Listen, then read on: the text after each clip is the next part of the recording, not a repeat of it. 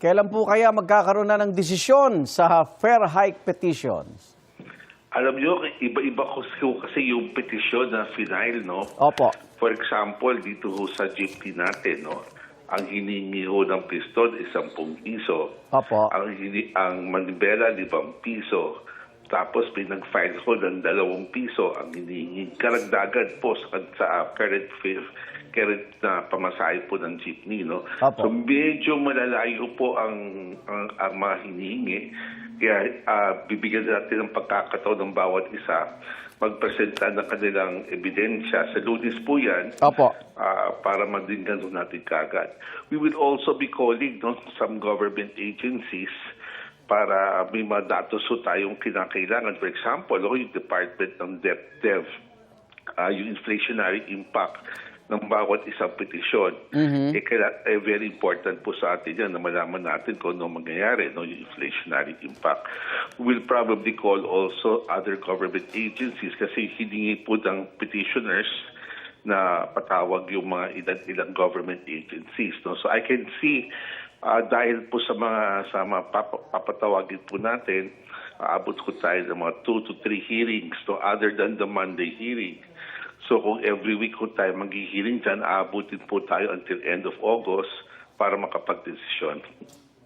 So yung mga basempong yan at konsiderasyon din po ba, pati yung kaya ba ng mga pasahero po itong kung ano man maging desisyon? Eksakto po, no?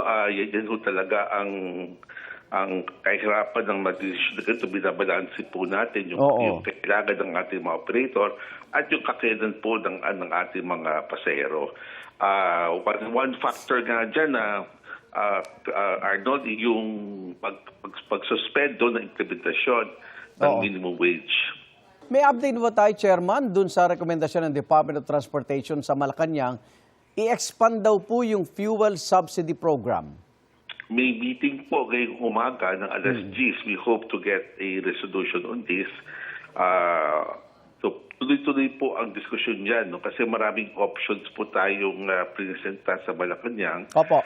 Pero yung pinakamalawak na suggestion po ay sakop po lahat ng modes of transport. I-increase po natin yung number of liters na bibigyan ng discount. Opo. At i-increase din po natin yung from 10 pesos to 20 pesos, no, additional discount. So medyo may kalakihan po na pondo na kinakailangan para kung ito po ay ang gagawin po natin, no. And then we presented also other options. Magkano pondo po pinag-uusapan natin, Chairman? Well, doon sa pinakabalawak na sakop, abutin po ng mga 4 to 5 billion a month.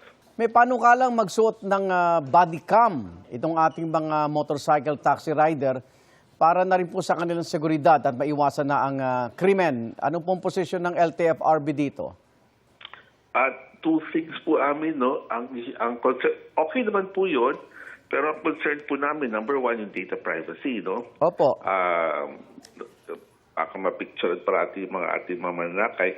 Yung pangalawa, ang ating naman ang kino-concern po dyan, yung ang tawag dito,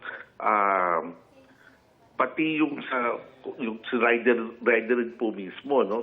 Kung hindi na gagamitin po yan, dapat consistent po eh. If we will require it, everybody has to do it. Opo.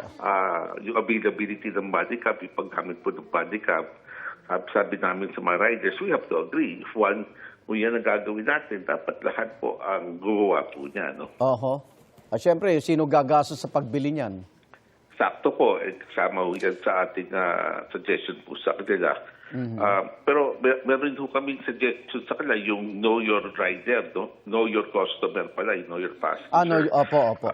Yan po ating titignan ngayon bago kayo makapag online hailing ng isang rider, may registration requirement sa pasahero po.